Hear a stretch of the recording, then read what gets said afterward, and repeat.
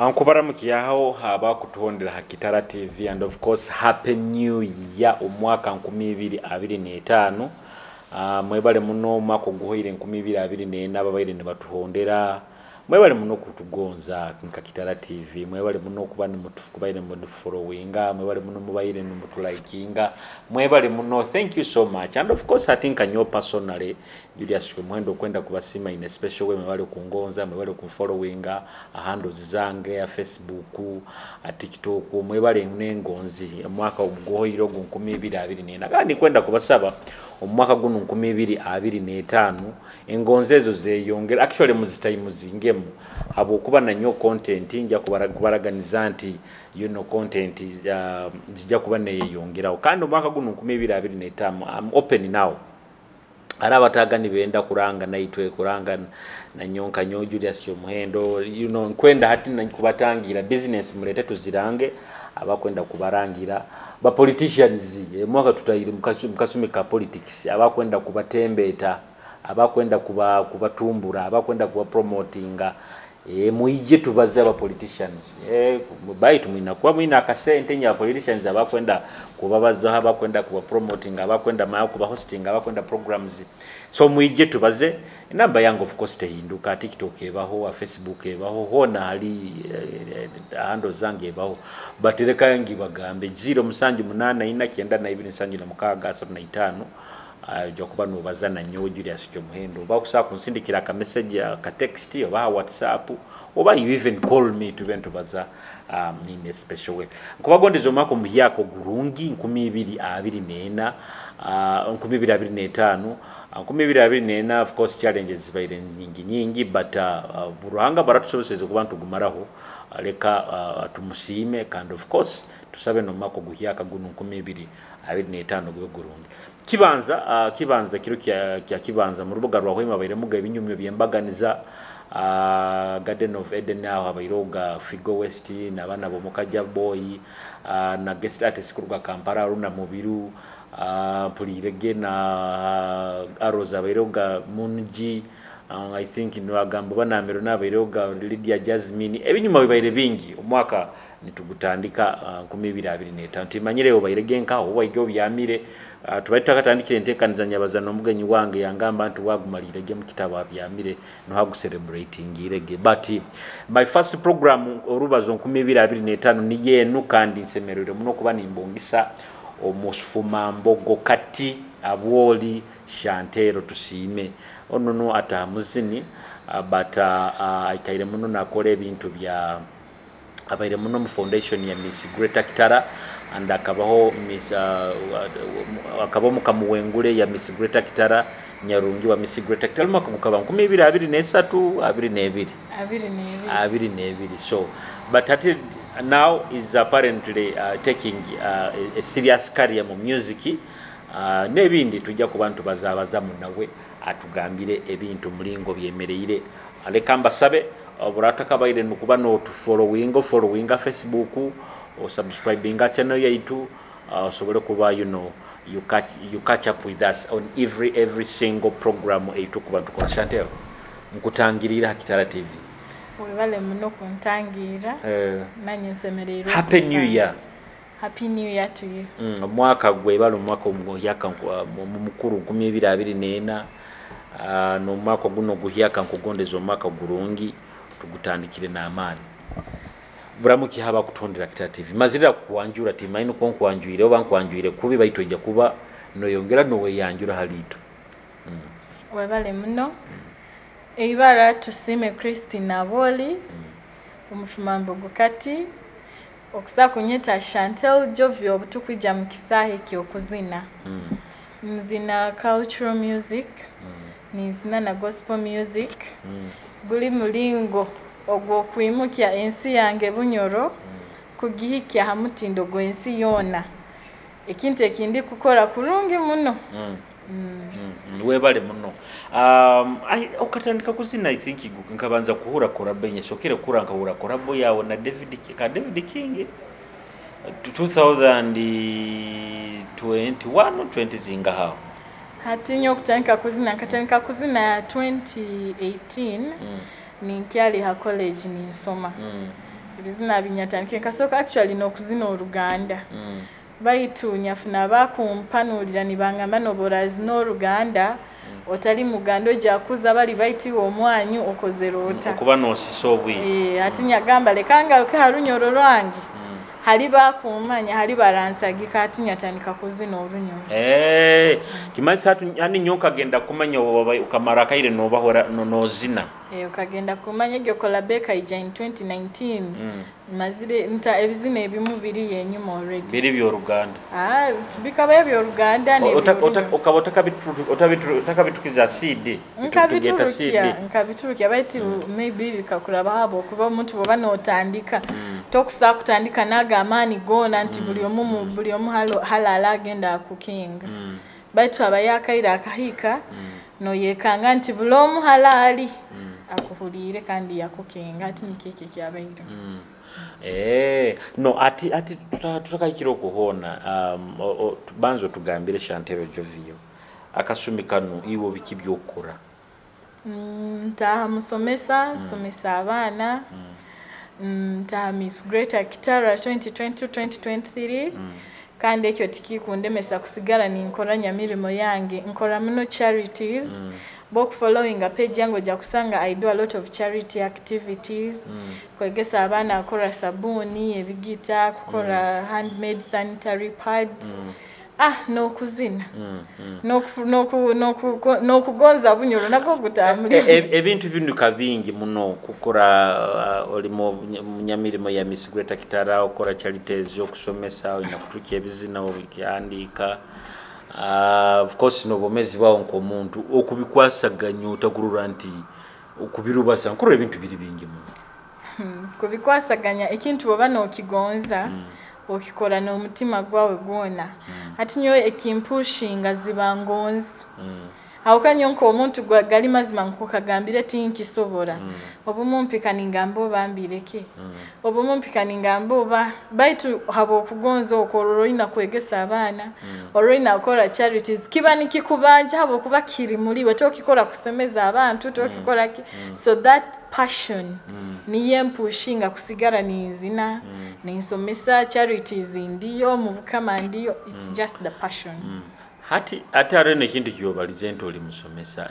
kyampuniriza manyira ro figo zimentu rona gato musomesa mukari yazona white ki ati obusomesa nikiye kintu ekikweta calling tosana okuga nobwa kwabuza abana okobusaka kuga nyoka kulaninga nkwenda kuba musomesa baito obusomesa bwinengeri bukuleta no yesanga oli musomesa kandi otekanireyo kandi ohumulireyo nyoka kulaninga ndi ba dokita ndi ba pilot ndikala na America baitu ndiyo nkusomesa abana kandi abana bange bekiselinga abo kubana ati nyona yewe mpabuza abo bwisikiwa ngo bugakwenda kubakagamba kwenda kuba pilot of course timanyira abana baki ndibajya pilot barura niki kikusinga barura obwiro bobo ba moto dreams zibankoto zibahayi baitu bogena no kura da reality zifunda reality niye hitinga hagataho abokuba ebiroto kuloba no kyabira ni biri visible baitu bokura weruhanga amanye Anton Christine aje kuba musomesa tiyo no bwakukoro tatweja kuindura kugonza kwalo now isn't career zino tizikuko bagana kuba oli muzini oli musomesa kanindura a bit ziri parallel tiziri parallel ekyo kumanza nzina cultural music nzina gospel music I work in a Christian school I work in a school that supports what I do nti nkusana okyenye nkyanka gamba mbere nsaba mumpe ebiro bisatu ngenda bunyoro bakunyeta mbere nsaba mumpe yesente nazo bakusakora kuzimba so esomero during it ku supporting yes ali nkolera ban supporting muno they are so supportive kandi bangonza bangara mu amani it's a Christian school so bunkuba nizina gospel music ekizibukiya kuizire singanyazo nagabi nebyo kwebura kujwara kubi bihakubaire hekizi orundi nti abokuba nyo tinting kwagwizo somesanka but from my what I know to somesa hanu bunyoro orundi tugambe nti abokuboli out of okusomesa out of bunyoro tikiri nkusomesa out of Bunyoro kandi ateke kyakubaire more challenge singa ninsomesa Bunyoro kyakubaire kyangu muno abakuba bikusinga okuzinanzinira hano charities ezikusinga nzikolera hano obukama bwange buli hano kyonka nti bampa support ninduga hali ndi hona nibanyikiriza ningarukanka kuno that means singa nyali hano kyakubaire kyangu muno baitu kandi nanye nyine ensonga zange zintabaze hambeho abwakinkomamu kukolera Buganda baitu anti bokuba okoleire hano okozere ibara hano mukuzina bogenda mukirasa abana basakura nko tali serious bakurora nko muzini mufigere y'obuzini ati obuzini buhebura okuzina kiri kintu kiyekitinisa nti abana bange bajja kuba inspired bagambe I want to be like my teacher ati bakagamba teacher twemu akapera nimbazinira bana bange tuina kwegonza no ba akapera so now challenges of course kuruga 20 actually twakaikire na challenge ogambire ukabanozi no Ruganda wagamba nti ko hindule ko garuke mu Runyoro ebi byona kike kusindikize gamba now I think I can take up music in Kakali yatandike kuzina benyine biri serious kugamba kantwale music in Kakali 2020 nkasokanya yesimba hawa Miss Bunyoro bitabe kurungi by to the Miss Bunyoro Foundation still supports me Mr. Agrero awire nkuramukize angonza muno so butwakira party ya talent nyarwa abantu bagamba tugenda kuzina abantu ngenda kuchekecha abantu ngenda kura kinyagamba talent nyina talent yokuzina I can write my own benda talent yayi ati nyagamba the kanko se talent yange yokuzina nyahandike kizina bakieta Bunyoro kizina ekyo kikachaka muno anu Bunyoro buying bakimanye but that is when I decided to take music so seriously nyazinagabo zinataina na direction but obunyazine kine kizina kya Bunyoro kia rubata muno like getting many connections nkarura kandi bungaruke inyuma no mugisa gwengenda closing nyagamba hati kan focusing that is the time I decided to focus okay discovering what government now I can do this in 2020 binyazini kizina kya Bunyoro at from then ndoziro tagarukire inyuma as inkomwisiki abaire natandika ku kura kuimuka promotion nanka mu music challenges hizo sangire nkaiwe ati challenges hali nyowe tinja gamba nsangire nyingi obanti ito habokuba ekyo kubanza tinyikara muno mu Hoima town imbo baragamba ngugo yarabaho biki nti bwempika ahantu sanga bakulinzire ni bakunihira so kianyambaho butaba common muno nikiye kinyambire tinjaga mafune na challenge mbo baba DJ ba producer bo habuli halo genda baba ni bakunihira kandi ni bakora omulimo goizire kora tibatandika bintu manya kandi tukoleki so challenges bwira buno tinsaga mbambu nyina challenges nyinga bakwa buli hali mpikira nsanga ye mikono ekutangira nsanga ye mikono yengonzi so far so good okiarubatire hamuseto okiasiri tutoka chungire buzibu bwona obuzibu of course bubayo kamu bubiri baito inakumanya hatanu kinu kizire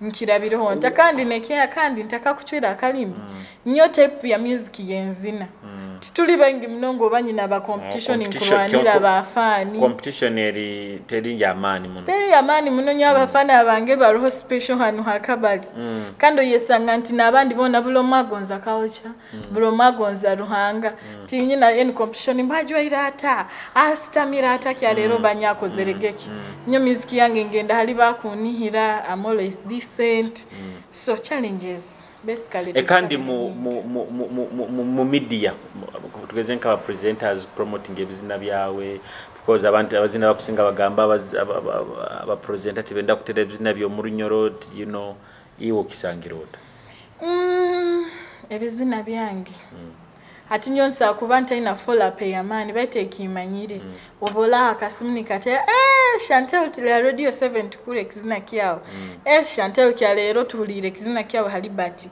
kikumanyisa abantu bano abamu n'okuba meeting ati nkaba meeting agabayitu balina support egeyi bampaire nti bakusupportinga ekinkora bakusupportinga Bunyoro cultural music habwokuba nti haliyo muisiki Chantel ayeheri okupromotinga Bunyoro kulaba mu cultural music kulaba mu gospel music so tinja gamba nti oba media tenyambire munyambire mwebale muno aro challenge abaisiki basinga complaining aho abali mu field ya music mu ba presenter mu ba managers mu ba producers bagamba nti baba ni babasabiriza muno tinkwenda kuhingura hawo baitu kusabiriza kwengambo kukenga iwe tutoka kisangira ati nyowe ekyo kubanza bwe mbaho ima aba producer bakusinga tinkaba meeting nkora na TX Banks Musaija pastor tagenda kutandika ebyo kunkwatirira na aba pastor bakusabiriza nyotaka kikora gekyo bwe mba Kampala still I work with guys abali mu gospel industry ekikunyamba kiri tinkusana okumanya abantu nyoti bansabiriza aba manager tingira manager buli kimwe kyange nkiyakwasiriza so tinyina neno influence mbu manager akwenda ku managing buli kimu baitu manager bolaboliyo aije aija managing ki akwasaganya byona bi managing tulange kulungi hano aija managing music so tiba kusabiriza tiba kutega ekigaro tiba kitega ekyo kikumanyisa bakutamu ekitinisa ebinkora baitu of course kiri no muna buli musiko nowe kubetali music nowe kubetali actually no ma office nangaho na kiri nomo oiro gamanti the way you meet these challenges omlingo zozi handlingamo because not in challenges boko facing zinakulemesa kugenda mu maiso ati kankugambiraho ekintu nokusabiriza okwo omuntu ugenda akusabiriza kisigikira engero yetwaire ohikirota oye packaging rota abo kubeki barasaba nakyo kibanikiyole kya signals okuba no yetwara kurungi omuntu ajanoga we omwana onaizire kuzina lekankole kuzina tugambe kweteka mekitinisa kweteka mekitinisa boko no yeteka mekitinisa it is automatic in knowledge akikuta bible kwijola ono paruka yes nayo nekukwata so ati now tubalize muno ha music tujja kuba tugyongera hawo maisawo let's go nanka yawe ya charities okola I've seen you okageno gabe bitabo mbana kunosomesa I think liquid soaps na bikebyo which is okay nkwenda tugende on the girl child education okutekeza nsonga ki habwaki recently research ebayino lekonti abasiki bano bakuruga muno masomero ne ba dropping out mu research yawe nkaye mulingo ogenda no engaging abantu bano okutekeza nsonga ki ensonga ekubandiriza kimwe into eyinkengere erinti abana banu tibaino kwegesebwa okurungi about the precautions ezikuija when you engage into early sex hatibo bakikora just for fun ati ekikusinga kuletereze kyo kubuli butamanya takumanya nti obankusa kutwala enda obankusa kutwala nkusa kutunga slim akugenda bugenda malaro musikitazi nakimanti bagenda akabyama no musikitaja kutunga endo basi iwe niko kiroro tyo baita abana bato 13 to 14 akusa kubana akini abe tutakumanya no kumanya mbu bwe nkutwala enda like nkusa ko erida ntabutatwala enda takusa no kumanya mba inakozesa condom akugenda bugenda nikyo kura like the rate of dropouts area man nekia kandi abana bakwende byabwangu akuroro akasigazi kaina akajuka aina enjuye aina akagari orunda akapikipiki no kumuvuga muvuga mu akwenda kuswera omugayiga wala kumugambe byo kusomera aina akagari kai ebyo kusomera nyowembi nanja bikuha no yesanga nti na wakozereki alekere kusoma habokuba akwende byabwangu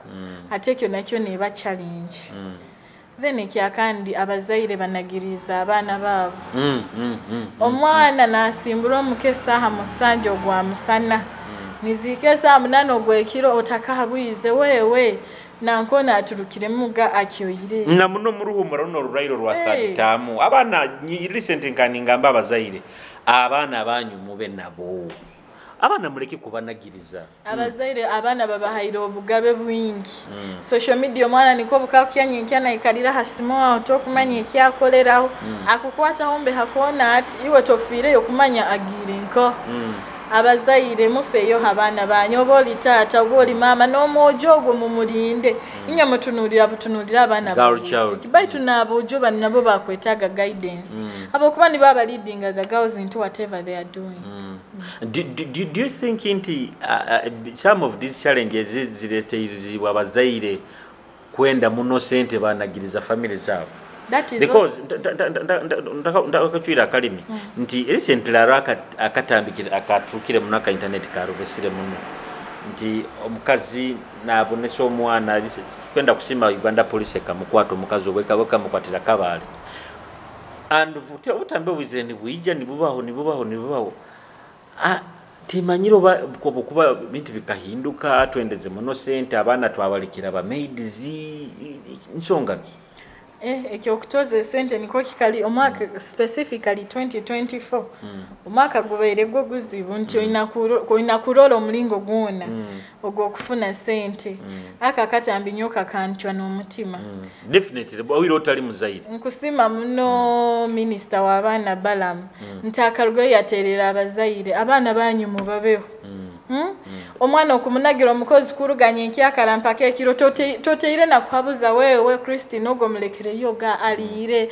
alata omukozi bwakula naye otakufaayo nawe nebimutalibaniza nobogaruka omukale ekiro tokukebera ntobana amunabizata ayezere tayezere abazaire abaana baitu tubarugiroho bayiraba boraboli bize muno they are boarding schools they are daycares abana mubatwale mu daycare mubateke mu boarding basomere oko ngika kyokubanagira abarabanaagiriza baitu kandi I think n'abantu tobe n'obuntu omuzaire bakuba kwesigisiza omwana wa abaki n'omubonesa otyo machazi omuzaire omwana zakuba kubihiza bokuba in most cases bakazi abameidi bano ekiniga maybe bakihala abazaire hato omuzaire mukamu wakubihize ekiniga no kitransferinga hala abana which is naite tube n'obuntu bojo nkaruro mukazi oli nabonesa omwana oli nyagamba hatino nekindi nyina na Kenya rozereho omwana akaruga akagenda mu church kusaba habo kuba bali basiramu omusaija akahonda omwana nkakuhonda ente baitu ne Bible abo kubanga arugire mu kanisa agenze mu kanisa ne Bible egamba yororo omwana omuhanda oguhikire nti no bwali kula tali gurugamu bwakuba agenzere mu church kusaba that is the right direction kikusinga muno kukwetera omwana wawe ibire empunu hakiyaro no kusinga kukwetera omwana wawe ali mu kanisa na atebeza abazaire abana mubegese dini nikyo kyonka ekigenda kutuyamba abazaire abana babateke mu dini kumanya ruhanga nti amagezi gabandi zebe bene bibakwenda manyasomi akoleki bakubata ina ruhanga teenage pregnancy yeyongeire ansonga halo bageno no kikonaho kati ito tuwakimarayo kurungi nti okutekereza abwakitwina teenage pregnancy jamani muno biro bino ngurura abayisiki mutawuni hano bwana bukana kato kakwepikira abasaija abakuru bujo abantu abayisiki babiro na mashuka gabali mu ngaro tikulinti abayisiki amaiso gabali mu ngaro abasaija mukozere hoki ekikuletereze ekyo kyona nyunja agaruka habutamanya no kwenda ebingi aija kurora ona ina iPhone nyoka antagina ona ine msaija ine motoka bwaka givugire na wakwenda ikalire mu motoka baite ebyo byansi ekitinisa kyawe nikiye kikusinga abana bakwenda ebyabwangu kandi tibasomeseyibwa abazaire abana banyu muleke kubatina mugambire kiroho mugambire ensonga eri hatebo mwikala abamu n'abazaire abana omuzaire bukukya namala n'omwezi atabalize n'omwana waye kasita akamulola omuzigati n'atula kukora n'agaruka n'omwana amanyire kubazaga dada atula saha 3 saha ina kichweka abakyo ati nyowe saha ina hanu musana kuruge kwike saa mwenda nje agenda nkole kinkwenda obwomezi bw'abaana banyu mubube mubegese. They need this education, they need this home training as much as bakwetaga in school training. Amasomero ko naho ego babegesa baitu tikikuisana nkayo bokuba nayo hoteire mu omukono kandi bananka abantu bayisenkati bana bano okutekeza emirimo abokuba bayisenkati bana bakoraga emirimo eirabuli yamani kwikaza abana bayisikini babaterera kinu nakinu nti werinde bakita bata virginity bagita bata muri nyoro emberera ti Uganda timanyire kanja but werinde otabiyama n'omusajja mpaka boraka swerwa baina na virginity gikitinisa kibagiteka hoga tugambe nti bana babiro bino bayisenkati babo tibabaterereire kuboleka the value of that. Biro bine kiro families zikafokazanga mbanyenka akange niko kanu bako bayisenyo yazaire ni wina responsibility yo kungamba obo bujunanizi babamanya genda ho mwa anti moha biro bino bakweta kwandara baitu kandi baina values ezibakoraga ezibayongera hoga okurola Buganda nyine kingenda kankire baitu biro bino families zikafokaza hano kange itaka lyange liraba hano abana bange basaliza hano egyo unity ege yabahoga nti abana bajagenda mbasenga babo tibikyaro nabasenga tweja kubanenya ege ri new trend nikiye kiro hati nti bulomwa kugiza nagara mwayi baikaragana hami na muro kiro ako ni banyumya inganikyo bikikuzi kuterera abana ba. I think abantu abakutuhonda mu runyumyo runo mu rubazo runo I think botunagire values zaitu na culture those are some of the results nizizo zonyine but ngamba tugaruka hati nkayo nkurura muno promoting muno culture ebintu kabinu bantu baina kugaruka mu babirole nti culture ina values zayo nti some of the challenges zero zino it is because nti tunagirize muno culture ina abantu bakwenda muno kuba abani omwana bakuba nakaike emyaka ingihana amugulira iPad na amugulira iPhone na muhasimu much as modernities echa kuba iri nungi but even nakalicho values zino deka tuzikoleki deka tuziteke amani kuba abokuba some of these challenge I'm very sure anti zikuija. Do you think zikuija aba modernity tutire mu abana myaka ingaha kukingura Facebook na rura TikTok na rura videos ezitaline ze myaka yaye nikyo kyonyini modernity eizire bayitu atobere no gamba nyowe ndi promoting amno culture culture tingi promoting ani ngibazawo recently last year nka visiting a St James ebimwe bitwakoze tukazana emizano yaite yeira abana twaganikia ego twayegokore sabuni nebikebe as a of impacting them but nemizano ekabane eriyo koleka nti nemizano yaitu nayo it is a of spending a good time like mukusako epena mukazana duru mukaguruka mukairukira ombisa and you have a lot of fun otagawukira PS5 okakora hati omulingo gwo kugumize kekiyogambire I'm not planning to stop guno mwaka mbere ninyenda kitwala atikando masomera gakwahukana nka visitingaho Omugo Foundation bakaba positive nikimaisa nti ati guno mwaka tujja kweyongera yo masomera gakwahukana abana nitubegesa our cultural values ekyoto kiyogambire ekyo nakyo tukwenda akiteka abana bo bwisiki abazaire kulo barani babatina itu abataku batina tujja koraki tuija kubaza na batu nakyo kikuja na support ndura Buganda that's why Buganda yekatunge kisakati muzairo murauta kusakura tukwaza no mwana wo musasulida ije mu kisagati. I think inkanyo abali mu that field you can't even think of but partners can always come on board but you start ekyo kiriyo like this year if you follow up nyine kingenda akola and I know it will be impactful nyotindeka yo mwana wobojo tingenda akola nga abaisiki bonka because abaisiki tibali nibo befunise we have to empower both the girl and the boy child so that is one of the ways. And you have always told people, abantu mutumbya muno girl child, but a boy child. Then you don't know how you get it. Your source. Actually, the reason I was trying to was by single mothers buying.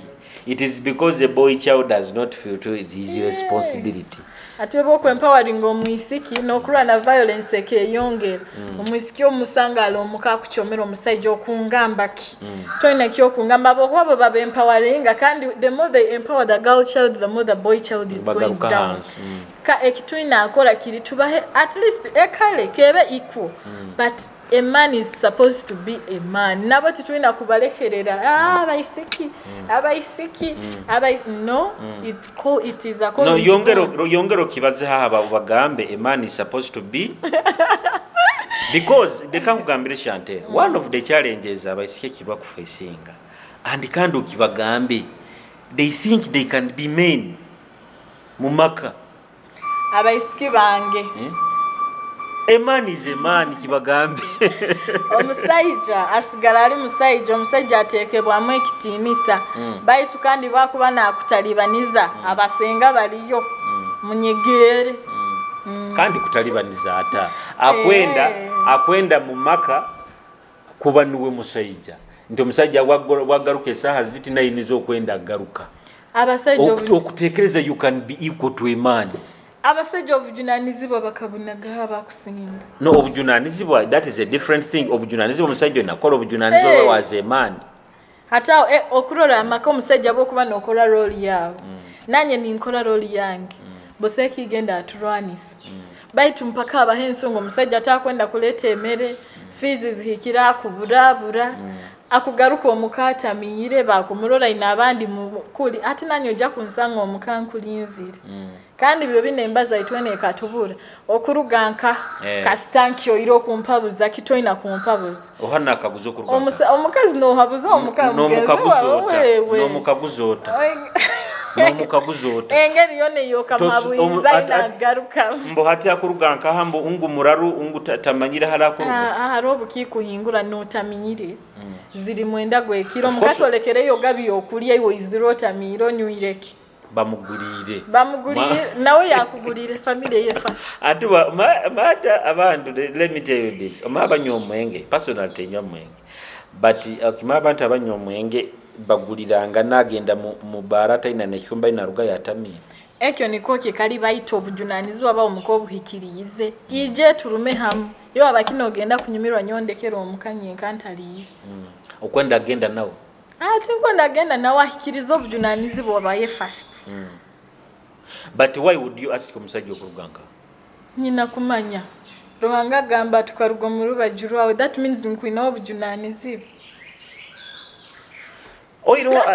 as a man what I think respect inakuba hagati yanyu mulinyi because when kugenda hunt I must tell you ntawe amote akiki ngenzere hano I'm going to come at this time bonkuba ninjakererwa ngambe ndinda njya kuongera message tinjakererwa I think that's the main thing respect mu marriage oira haro kusanga umuntu nabona inaenda kuba musajja nyengi kigaruka mekishinga kulebeta abasike abakusinga biro bakwenda kuba basajja mufumba esente bazina abaisiki biro bino bataha bakozi bakukora but I will still emphasize it the musajja abe musajja we are meant to be submissive abakazi twina kuba submissive omusajja a man is a provider niwo mugabirizi kandi wo mukazi oina kubundara hansi ye bora oba niwo kuleta sente oba niwo kukola buli kimomuka as long as the man is there he is your head niwe mutwe gwawe mukura na prime minister ina musajja gwabundalira abundara kandi kurungi muno kandi omusajja wayamugonza first lady Janet Museveni na waina musajja wa president Museveni wabundalira parati ukusanga iwo manya nanka manya akialigonza manyoha uliwonanka tokwenda musajja kugambe ho Mikeke kija kutuyamba submissiveness and you men provision. baita hata arona kanda akimutumbya muno nti abasayikazi bakahangwa kuhebwa akagamba okuti nkenda tokenda baita itu hatu abasayija Ruhanga nenyu Ruhanga abaye Ruhanga atu habaitu kandi nyoka ruga mu rubaju rwawe iwe manyire kunye hambe hano kandi we no mubiri Iva no yarugire mu rubaju rwa Adamu Iva twagendera itwena tukagendera ni yejo yali order of creation hatu abakutonda Kitara TV nkaina Shantero tukyabaza mutekaniza orubazo anda mwebale muno kutuhondera hali mukali hona mwebale oyiro nkwenda kenga kiki kyo kutekereza because mako gogohere domestic violence bayire muno maka muno arokurura musajja batera buli nkarura omukazi musajja atemira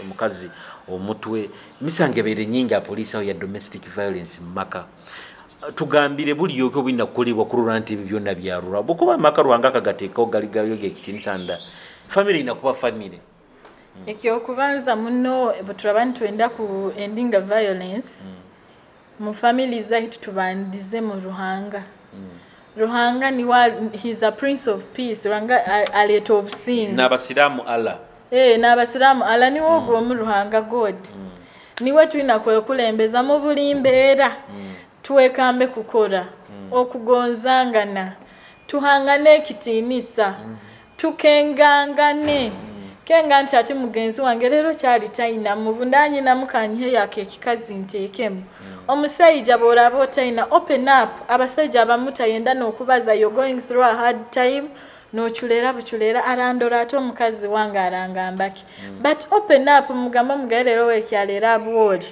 ndi kubi kyonka weja kuchulera ogenzere otoiza akanyanya kabuzira akasimisimi ogarukiro ikalire wachulera chei abwoli natahamu nkwende esimisimi ara tokumanya kigera maizo bike omuteire kyonka kandi bo kumugamba bojabo kyalero ntali bayine mukandi na wakaba understanding abashikira bero nti bakwenda kubagamba toina mbokumuga toina munaro batanage oina kufuna omuntu agenda kukwetegereza understanding is key bora funa omuntu atakwetegereza no rayine sente zinga still taija ku understanding ekyakasa ekindi respect ngibalizeho ira tuteke mu ekitinisa tugonzangane nibebe byonka nibebe bikusako endinga violence ensonga tuzimale itwenko munju kinde kireta violence rugamba no inekizibu kyano gena no kinyumizaho nono nanyumizoli noli nanyumizoli hati nibigaruka okabihanka nibyo hura nibetangana mwije tubikalemo mukubikala mu mweteire bana nanka musajja wa murozire gaina dorini by the way abakazi abakundora akasumikana kino kankibazi abakazi abali mbufumba bali mu relationship when you are in relationship there are a number of people outside your relationship abakwenda obenkabo very many of them yes ajakora bajja kuyiya ekikusoboka kyona robo rugambo babiki making sure nawe isanebo you get so mwegendereze ke munengambo zino ngambo zibadina orugambo bubabutwa bwenyina haya kizinire orugambo bubabutwa abokwa mane ngenda kugamba ekigambo nkunki kugambire trust me 100% tukulini ko ja kigamba akugaruka noli aijagambira ole kindi noli orugambo ruchwira amakaga inga abakazi bagenzi bange ofunire ekizibu kimale no wokifunire nawe ebyo makale kabibe byo maka muleke kubiturukya kusise kitinisa kyanyu now ati mu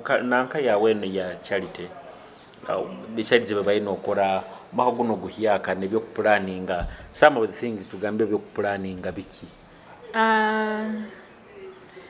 nyebere okay ekyo kubanza ngira egeimbege nikugamba that school engagement guno mwaka mbaire ni planninga kukitwara in at least ki spreading the whole of Bunyoro region abana baitu baina kumanya twazana gatutamizano ke yatukulize twaliyaga ki twayera byaga tuta engeso zikabazita kandi ebyo bikuba birawo they even have to be empowered tujja kubegesa akore mirimo yengaro sabuni bigita tailoring because that is where the new curriculum is heading actually it is and kandi nekindo obalize na point eno ngabana bano kubegese mirimo yengaro I think kijja covering eri issue gambe kwenda ebintu bya bwangu mwana akuli nasa kwekolerera namanya omusajja tamukozesa ensobi nakyali mutonta bokuba muhaye 15 omutwaro baliba kuba nasa kwekolera pads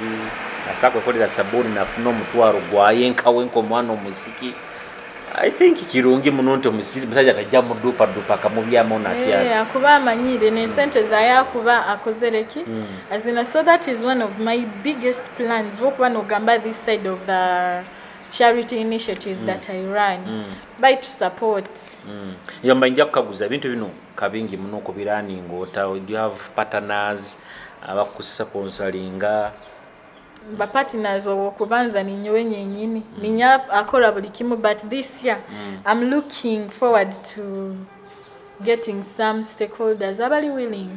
I know Bunyoro Kitara Kingdom is on my side. Abako even last year bakabandi bagamba can we go to more schools? So I know the kingdom will support, but nayo tegenda akwa buli kimu. So if I come to your office asking for support, please, it's for Bunyoro's goodness, not my goodness. Nyo bintu byona ebinkubegesa mbimanyire. I already know, but I would love to empower as many abenkusobola. So apparently toyina anti onpata nanto bakiki tinyine. So ati tiyongere okuita abantu. There are some very many partners. Ogambege you want to partner with the mukubaza no Omugo Foundation nabiki? Omugo Foundation, that is Bunyoro Kitara Kingdom. Mr. Balam Aten niwo wabe minyeto. Initiative yange anytime nja kuba ninkwika ombe ninsaba supportinga. Tuina engineer Jonada Simwe. Jonada Conglomerate Investments Limited. Bwenda ika moti mbe ninsaba ikirizo okusaba kwange ba politicians. Abana timujabe kulembera batasomere batali empowered. Bwenda ika muntangire n'emikono nyingi. HB Hotel. Ndi mwana wanyu mufuma mbogo bunda ika mu supporting. Hoima Resort. Tisa kubabaza bona bali bayingi. But these are the arona NGOs zina sente basically ziliza empowering abana bano. I think there is USO manya UN ziliyo nyingi muno. I think you can also engage these people. Now at there are even companies as Amagita, the Totalo, the Zoha, the Sinoko. Kansabe babe ni ba watching anti bwankwija babe bainaho idea babe bainaho light ikirunginti evidence around something has already been happening. Write proposals to them. Get a project. You write a proposal. You can't know muntu ajja ku supporting. I'm very sure one or two companies can come up and support the cause. Because bana baitu ijwerinka ba nindwa President Museveni na gamba nti hati ahiroho bond. Much as abantu bakiopposingire na bikiti kiri kirungi okay very fine, but President ensonga yako hanti abasikazi bali very idle mu byaro tibaina kyokora mu bwire bwekero kibakora nibajja kuiba omwani gwa abantu nibajja kuiba embuzi za abantu nibajja kuiba ente za abantu. And the president kandi hana kufuayo kurora nti abantu abayire mbona kuna abahabiki biki and ati bana basigaza bali idle nibajja kuiba kuiba ebintu byaki by'abantu. So kukurora ente ebintu ebikebe biri idle abana bali idle na biki. These are some of the things ebya Chantel byakubazaho ebitwina kuruga yetu mu empowering agenda abaze na abantu bano ground. So tugarukire ha music hali tubalizo. So now ntegeka kiyoina kahiyaka kyako ina music. Musically guno maka gwenyini 1st January. I released my first song bakieta Mukoto. Kizina kia gospel kikubaza habukoto bwa Ruhanga. Guno maka gona of course ngenda ku maintaining the trend gospel music alongside cultural music, because born all these grounds are so supportive bakijaha music yange. Who inspires your music? Who inspires my music? I'm the biggest inspiration of myself.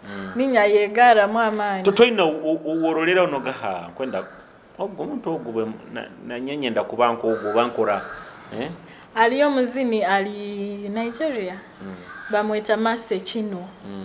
She's my gospel inspiration. Bwen kuja mu gospel world. By tukuno mu cultural music.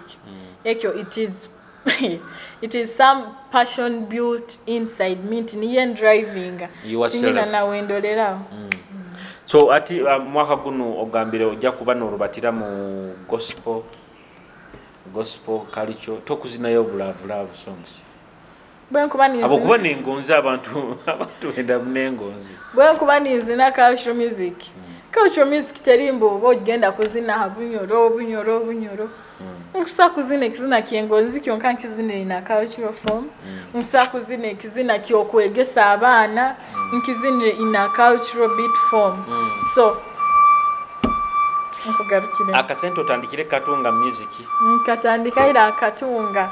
Nyo biro bine ebyokunye tambu Chantel Jozine tukukuha platform ku promoting. Boku ikara omuzini mugenzi wango ija kufena ko ija kurugombo zini no bwejukya. Let's get empowered cause tuteka musente. Togenda mu studio naho ka producer akweta Chantel ija kukolere. Togenda akora video bakaga Chantel ija tukwe offer. Tuteka musente tingenda kwijanjoira ebisaniko. So abazini tuweteke mu amani tukole na amani to empowering our brands nto omuntu bwalagirora aja kurora nti it is worth kusasulirwa. Mfunira na bookings this year. What is your biggest motivation in Mbomezi? My biggest motivation. Bino byona byokora kuzina kalicha kuzina gospel kukora nanka charities biki biki yabo kiki kusikiriza no gamanti kinu na kinu ekyo kubanza I want to be okura bembani in Christ in charities. I'm trying to reach out to that child. Akusa kuba yakuzira tine ngonze zikumala. I want to be a mother to as many children as I can. Nsabutakora orphanage mbobamba tsololize hano. But when kuija halo linka akora an act of kindness, ogenda kufuna love. Then another one is to inspire as many people as I can. I want to be an inspiration. Haro Julius obomezi wango benyuma bota kumanya. Obunta kugonza kubaza hano baita ababomanyire na abali hura. Nkwenda ba getting inspired bagament anyone can become anything. Boku bota ota stopping rekora ekikutwara halo ina kubenda. So until anything gamuto regardless ebyo kuraba regardless ebikuba iroho you can always kuhindura bomezi bawo kaba okusa kufoka kyone kyo kwenda ekikusa kulemesa niyo. So obaino yongera Bani gamante kikusa kulemesa niwe. Don't look at the background pressure otarole kulemesa. Focus as much as you can. You're your biggest hope. Nkwenda kuramukiyaho ara abantu bembaganiza hano benkwenda kuramukiyaho arome siba mwita Alain umanyire. Alain akora kyoka kiriba kitabata iziba kwenda kuramukiyaho musiba mwita Dodo aba TikTok hano nawe aboki wange omurungi wange mugonza munaboki kwenda kumuramukiyaho n'abandi otabihirwa ndanta kuramukiza ndamukize n'abandi nkwenda kuramukiyaho na Pastor Robert Prince mwebale munaba abayireyo the friends of Robert Prince akolping ebiro bikoze abina mukaga mwebale muno kumusagika tukyala nteekaniza olubazo tukusembera na kubantu gimaliza mu dakika 10 ezikujjawo maiso baitu tukyaina Chantel Jovio amabaragano abakiga urujungu gunka n'okulembeza ati gali ni gonkulembeza Chantel Jovio niriye ibare limpa that musical identity. Then bogenda mu cultural smangenda mu meetings biki. Here you will meet Tusime Christine the queen. Tusime Christine taija her stage. Her stage haija Chantel. Ezo personalities zikwakanira muno kando ina kuzigadinga. No mukanisa haija Tusime Christine. Na Chantel akusa kujabo kubazi na gospel music. Tusime Christine Jovia Chantel. oyina mulingo okubikoramu kwawukaniza nanka zino identity zino na brand zino. Now ombomezi bwawe bwa buli kiro boba free time biki ebikunyumira? Nyumirwa muno kuikalira, sitting by the still waters and meditating. Nyagonzaga muno okora new friends. Nyagonzaga muno okora friendship, but I have realized the biggest friend you can get is you. Hati nkira muno ku finding everything about myself. So nja kugamba ngonza muno ku meditating around still waters. By the way, you're like me na nyutingira banywani bala. Most of the people I have, what connects me with them, it is work, milimo. But abanywani nabo batabazi kuba nabo. The more you bring them into your life, kitabu kama so oyenda kuikara on the I think nja kutwara hale ki Albert oko ikale ha. Hale ka Albert. Tino amaizi gala uko taraga ndinga ndakutwara akisaru yeru nanka Alexaru kya Alexaru kintu kya masirimuka ndoga bakiyeta bara bigaju bigaju kati kya Bujumbura Alexaru kintu masirimuka no kyaruga St Peter's Cathedral no sirimuko na nyoki ndugire mbongo. But amaizi amangi gokusaga tinubwa Albert ngoma nyendani ngahura ni gatera, the more they hit the more nanye ni kufocusinga then ngoza mno kutakinga trips, road trips nyumira mno ku explore ngerabo ku checkinga bunyoro yona hahingira ambuyire kandi buli bwenda ambrangi promotinga so ngoza mno kutakinga trips then okusaba niko nyakubandize nokubanza okusaba. It is not, I don't think you can take a list into ebyokoroli free anyway kandi okusaba it is nali tukabina kusaba, it's a must. So nibye basically ku then trips kandi ebintu ebikubihiza biro bino bagamba ebikwihaho waya kiki kubura sente kumaraho emirembe. But that is okusandara ekyo tikina obaleija obaki bire bona kasente ka kukubura kikumanyisa omusajja omusabe sente atazikohere wazi kuruga kana ate omusajja nzimusabire tazimpaire tazini ebibojja kubirwa baitu bikija kumiganyowe tingenda akimunagira abaki otazimpaire nkuchulera nikimigira yokundu nyobwe mbihirwa era bolinterera akakugamba mbiyamire ndekambiyamire kim okusana oli short tempered tindi short tempered kyonko bunkubihirwa mkiyo kyo kutandika kutoka welele ngenda hali nimbiyamanyi mukandi fresh. So buli lwobihirwa you just go and sleep? I sleep it off. No ekindiga kinanga kikuke I can sleep it off borundi bwo kubombi hizo linka you. I will talk about it. Ngambe kinekyokoze it's not right. Then ekyo nakyo nikiba kikozereki. Kintu kiki wakakora out of anger wakejuki. Beroki. Out of anger. Mpabuize kizi. Toine kintu wakakora gobihiro baitu hanyume kiniga kikoira wagamba obankozere kyakekyo. Bakati biraba biri bingi bundande mero kuyiza. Bundanye mero kusightinga out even one. Toine kyo kusakoma. Sabisakuba bibaire bingi binkoze out of anger of course obikora. Kano gaba twatimba irigeni infaki. Bibayo baitu exciting out kinde. Abantu abakusinga akimaito limufumu. Abantu abakusinga bani bagamba one of the qualities yabasinga kutoza mbasajja biro bina baisiki bagamba kwenda musajja ina sente aina haka mali shantero uyu gwendo akwisana ati nyowe eki kubaza muyona musajja bwala baine no bwako baine sente zita ataku kwenda niko kaija kurara ne sente no ziri abaitu no chura nyekyo kubanza nkondo musajja akungonza taina sente sente zinakuija it's obvious I'm blessed kimeno musajja wanga ina omugisa ndebo joti nsakufunira kimwali haziro mbunku muombeka mpaka nyina kufuna omuntu aina ali. So you don't believe in kuombe kwa msaija? Abasajja babiro binu bakatabuka. Nobo kumuombeko ota. Bukukyanye nkyana kugamba ondoka. Toa. Na agenda. Na leto ondikanda onyini halokoleire. So naiwo kwenda naiwo ikiriza nto kwenda omusajja akozeremu. Ti kwenda akoleire muki muntu obaki nkwenda omusajja akungonza. Bwakwijja akozere mutikirikiki. Tugeze kale mu level mu bagayiga bahanongereza halo. Ndeka.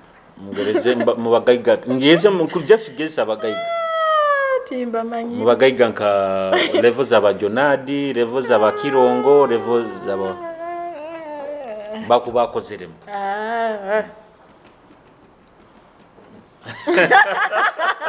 Abaka bakazi mutagenda kuombeka abasajja. Because atibuli you remember buli abasajja abaisiki bafunaga aba boyfriend from campus, from college, ni baruga mbona bali fresh bataina nekibaina actually bajja kutandika obufumbo nobuntu babo bayihire mu hostel ne bagenda and they build themselves. No na bwakikita kiaro. Na hatiki kiaro. The biggest thing is love.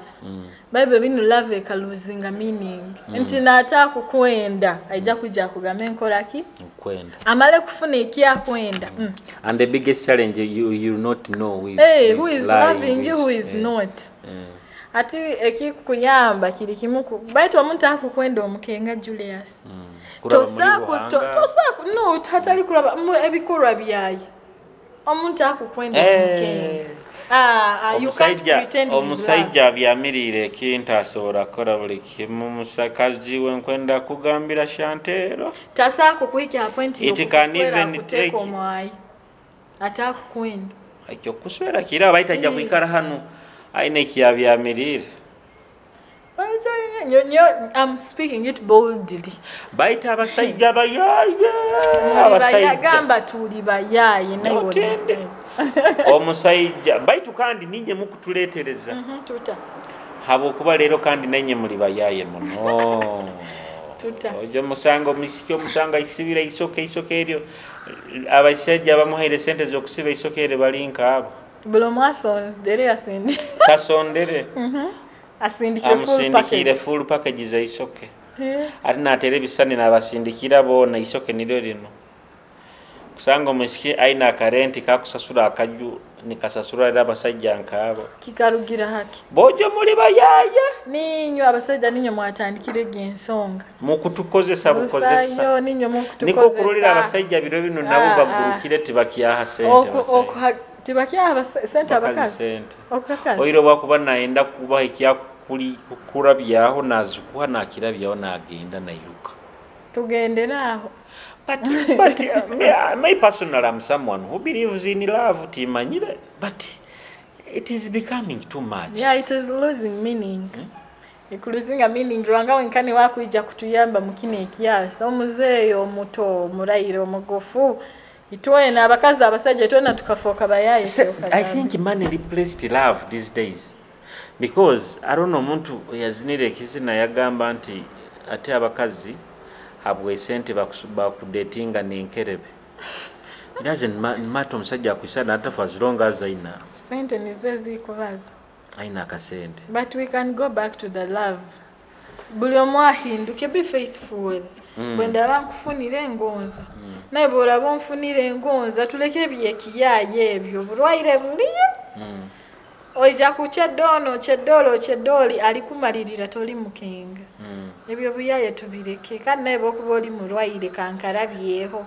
Bojo sibe empali yawe, be responsible, tasa empali gisibe skati ginyweze omiro omubazi gwawe batukanda otalwaza bagenzi bawe. Abo kubenu saikero hati nzibu omulwaire natalwaire tokusa ku mulolo kamukenga ngungugu. Abaisikie hoi mahano bayaye kandi baina mulingo bakwekaza mu Shantero. Okimaye mukuba mulaho muikaliraho tugeze muikalire nka hantu omuisikie aroha izire nawe mulesire na auto. Kyonka wajja nabanywani bawo nkabasatu abanywani babona mulingo bakali abo bamukozeseza. Kyonko muisikie araho naye kaza I love you, you are the only one boje.